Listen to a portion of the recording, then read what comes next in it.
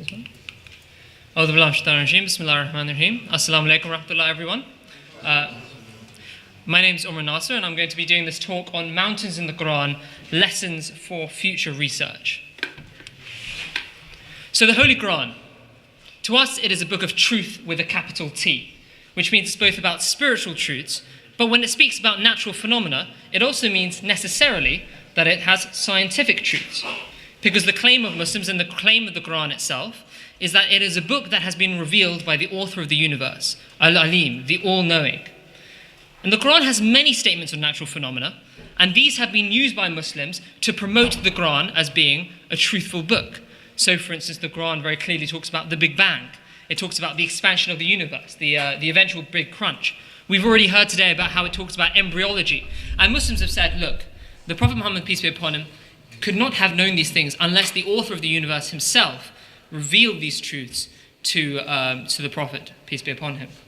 And mountains is going to be my focus in this presentation because mountains is something that the Quran talks about quite a lot. And it makes various claims. And I'm going to be focusing on two claims in this presentation.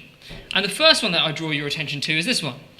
Have we not made the earth a bed and the mountains as pegs or as stakes in chapter 78? And this has been used by Muslims, and Muslims have rejoiced at this because we found that this is completely accurate.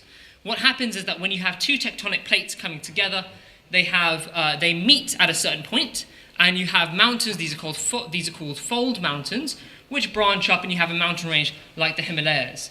And what we found in the last 100 years, probably actually I think in the last 50 years, is that actually underneath these mountains, underneath the big mountain ranges, you have deep roots going into the earth, like pegs, like stakes. So for instance, when you go camping, you put a peg right into the earth, it goes deep, and it anchors what is above it. This is not obvious. The Prophet Muhammad, peace be upon him, would not have guessed this. And yet it's completely true. So this is a diagram showing this.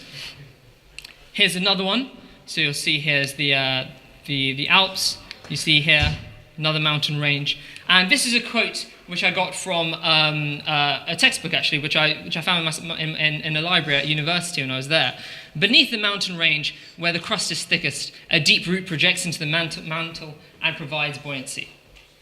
So this is completely correct, and Muslims have rejoiced. But there's an issue. There are other claims that the Quran makes about mountains, which the world has said, and even Muslims have said, are not substantiated. And this is the bottom verse here. This is one characteristic verse.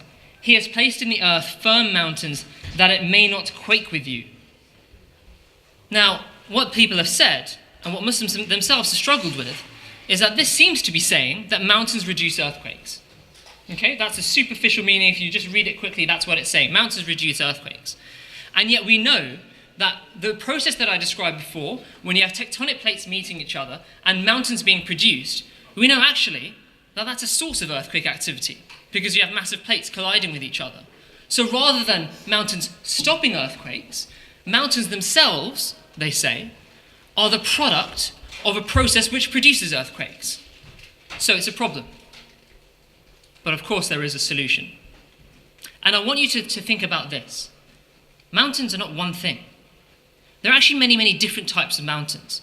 And you can divide them very grossly into mountains which are on normal terrestrial land and mountains which we never see, which we never think about, which we're not taught about at school. But actually they form a huge bulk of the total mountains in the world. And that is seamounts, also known as seamounts. So these are mountains underneath the ocean, on the ocean floor. And you can think of them basically as being extinct volcanoes. So magma rises out of the rises below the oceanic crust. It erupts outwards, it creates volcanoes, and these eventually become extinct. And because of the places where they're formed, you have these chains of seamounts generally being formed. Okay, so these are called seamounts, and they're everywhere.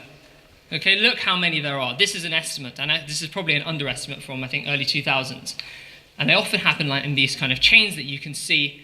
And actually, they're probably much more, I couldn't find any hard statistics on this, but my guess is they're much more populous than land mountains. Back to the Quran. That's the first piece of the puzzle. Seamounts. Seamounts exist, okay? Next piece of the puzzle. The Quran does not say that mountains stop earthquakes. What the Quran says is, and I'll read it to you, He has placed in the earth firm mountains that it may not quake with you.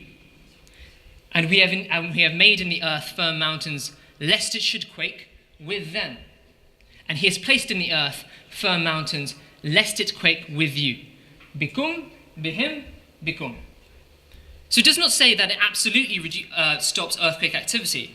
It says that your experience of earthquakes will be reduced. That's the second piece of the puzzle. This has actually been shown to be true in very recent research from about 2010 onwards. And this is what I'd like to present today, is that actually modern research has found that seamounts convert large earthquakes into very, very small earthquakes, which are much less disruptive to human life. Now, this was previously an area of contention, but the evidence has built into saying this, that what happens when you have something called subduction. So that's on my next slide here. Subduction. So one plate goes under the other. Now, if the plate, and I'm going to be using my fingers to demonstrate this, but I'll try and use my words for the legend as well. If you have a plate and one plate going under, okay? Just think about it like that.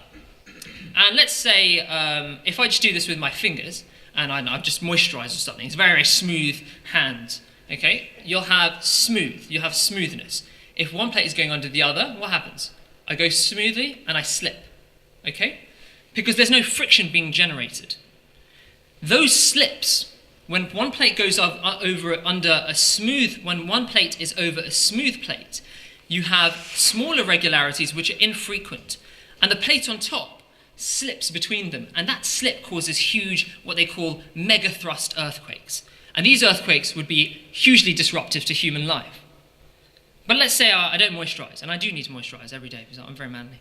And otherwise I get bleeding, I get scabs everywhere. So let's say I have an unsmooth surface here. What will happen is that actually I'll go much slower.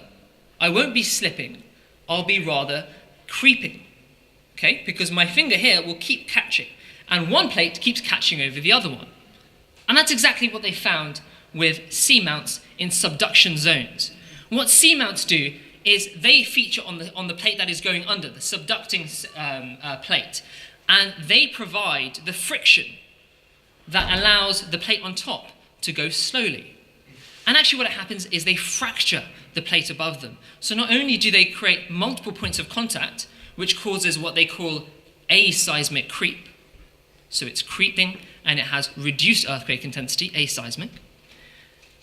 Not only is it providing those points of contact, but it's also breaking the plate above it. So basically, it makes it it stops megathrust and huge earthquakes happening because there is no slip. Rather, these plates just go over each other slowly at a much slower pace. And this is a new theory, and this is actually new findings, and it's been substantiated in the last few years. So they've done research in Sumatra, in Chile, and they used modern imaging techniques. And what they found is there was a very big earthquake. But when they had a look at the plates that were involved, they were confused as to why it wasn't much bigger than it was. And when they had a look, they actually found that the surface of the plates had seamounts on them. And that created a very heterogeneous surface, which caused the aseismic creep. And this has also been repeated in Sumatra. So I'll read the very last sentence here. We suggest that the subduction of a topographic feature, such as a seamount, could lead to the segmentation of the subduction zone, which could in turn, and this is the important bit, which could in turn reduce the maximum size of megathrust earthquakes in these localities. So this is modern science confirming what the Holy Qur'an has said. It's confirming the plain meaning of the text. But some sharp-eyed critics might have an issue with this. They might say, well, hold on. The Qur'an is saying both that mountains are pegs going into the earth, which as I described were the fold mountains. I'm not sure if it applies to other mountains as well. I think it does. I think this actually applies to most overseas mountains, or on-land mountains, where you have deep roots projecting into the earth. But also we're talking about these seamounts. And if we're claiming that these seamounts are what's stopping earthquakes, then these mountains don't have pegs going into the earth, as far as I can tell at least. So is this a contradiction? Is it a contradiction that the Quran is making multiple claims about mountains which seem to be different types of mountains? Well, the Quran also resolves that. The words used are different. Al-Jibal is the word used when it talks about mountains which have pegs going into the earth. Rawasiya is the word that is used about mountains which reduce the human experience of earthquakes. Now this is very interesting. The Qur'an is using two completely different words and saying two completely different things about them, neither of which could possibly have been known in the 7th century. But maybe I'm just claiming this. Maybe Rawasiya doesn't really mean this. Maybe in other verses which I'm not showing, the claims are mixed up. So we investigated this. We use this excellent website called Corpus Qur'an. Corpus Qur'an allows you to go word by word. So you'll go here, you go word by word. And it allows you to see every time a word is used in the Holy Qur'an and all the different forms in which it's used. So any kind of associated or conjugation of a certain word, you can see it and it lists them. So we went through every time that the Qur'an uses al-jabal or al-jibal or any kind of variant of that, which is the mountains which have pegs going into the earth. And we found that at no place does the Qur'an say that these are the mountains which reduce earthquake activity. And then we went through every single verse where the word rawasiya is used. And we found that whenever the Qur'an is talking about this type of mountain, it never says that these have pegs going into the earth. And this is my mark in case, my work in case you don't believe me. So this is all the times that Jabal is used, and this is all the time that rawasiya is used. Okay, and you can go and check this out yourself. And it's completely consistent. We went through every single one of these. So this is remarkable. The Qur'an has said, and it's shown us actually, it's used two different words for two different types of mountains and made different claims about the mountains. And the claims of the mountains are surprising, they're not intuitive, and yet very, very modern science has proved them to be true. But maybe I'm just being a bit, I don't know, maybe I'm exaggerating about rawasiya. How do we really know that rawasiya means sea mountains? A critic could say that maybe, impossibly, the Prophet Muhammad, peace be upon him, was incredibly lucky here, you know. Well, actually, the Holy Qur'an has defended against that claim as well. And it proves that seamounts are being talked about. And to substantiate that claim, I want to tell you a little bit about the Arabic language most of you may already know about. We can understand the words that are being used in Arabic through the root system. The root system is something in Semitic languages, and in Arabic it's the richest language. So what happens in Arabic is you have roots, usually triliteral roots, meaning 3 roots, 3 sounds if you will, but sometimes 4 sounds.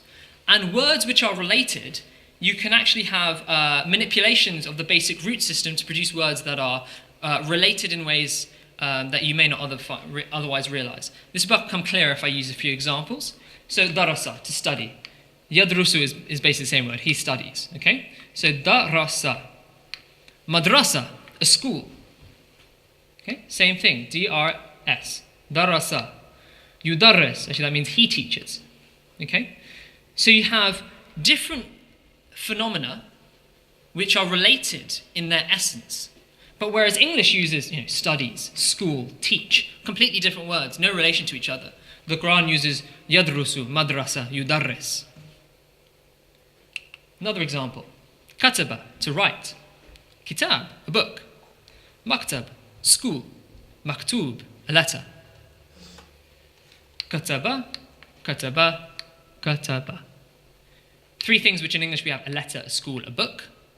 Different words, no relation in the sounds. In Arabic, they are the same. And the Promised Messiah spoke about this. He said that actually Arabic is a revealed language.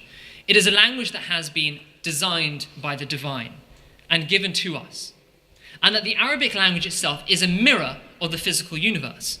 The author of the Arabic language is also the author of the universe around us, and is also the author of the Quran.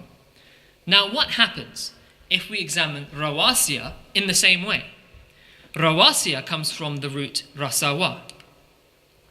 And the meanings are frankly incredible. Rasawa. Rasa, to anchor. This, if you look in Lane's lexicon, which is one of the major dictionaries, the whole thing is about ships and anchoring. But there are so many meanings related to this. And what is a seamount? What is an anchor? Ships throw their anchor, and the anchor drops to the bottom of the sea. One of the meanings of this is to anchor. Another meaning is to affect harmony. So you can use this word to say, I affected harmony between two different groups. Now, what's happening when seamounts are, when you have at those subduction zones? Seamounts are affecting harmony between what would be a cataclysmic event. Arsa, to make firm, obviously, mountains. Rasa, to swim with. Swimming, we've been talking about making firm and anchors. Swimming. A seamount is at the bottom of an ocean. An ocean plate is slowly moving under water, swimming. And this is probably my favorite. Raswatun or raswa, a bracelet. And Lane's lexicon literally says of turtle shells. And here we have just one example. We have these chains, literally looking like turtle shells. So that's the meat of what I've said. And I just wanted us to reflect on, lastly, on what we can learn from this for future research. We've seen that the Holy Quran has been completely correct, and that the very latest modern research has confirmed it. But there are a few things that we can learn from this. The first thing is that when the Quran is talking about physical phenomena, our first approach should be to accept and pursue the plain meaning of the text. And what we should do is we should actually use the plain meaning of the text as our hypothesis generation in AMRA. In AMRA, we're spiritual scientists, we're supposed to be using the Quran to guide our research. Therefore, we should take things which, for us, don't seem quite correct, which one science doesn't agree with, and say, well, let me take this at the plain meaning and see if I can make this right. And to help us with that, because, when you're working in a field which hasn't been developed, it's very difficult to conceptualize it, to imagine it. What we can do to help us with that is to look at the Quran's words, to look at the words, look at the roots, and look at the associated concepts. And if we do that, we'll begin to paint a picture which will inform our research. So this, for me, are two major lessons of these findings. And may Allah enable us to use the Holy Quran to guide us in our future research. Jazakallah.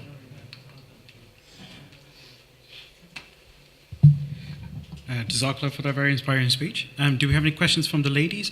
I think we only have time for one. Yes, there's one question. Assalamu alaikum. I remember seeing something last year or maybe earlier this year where research or some group of scientists were saying that the concentric patterns of the core of the Earth, the mantle and crust, some people felt might be wrong. There might be a layer of water deeper than what they'd imagined before. So would that have any bearing on your research, do you think? Not directly that I can think of. That's an interesting idea. Maybe we can reflect on different verses which talk about the earth and which talk about mountains. I mean, I shouldn't say anything based on just what you said. I'll go away and look that up. I can't think of any specific direct applications, but Jazakallah for letting me know.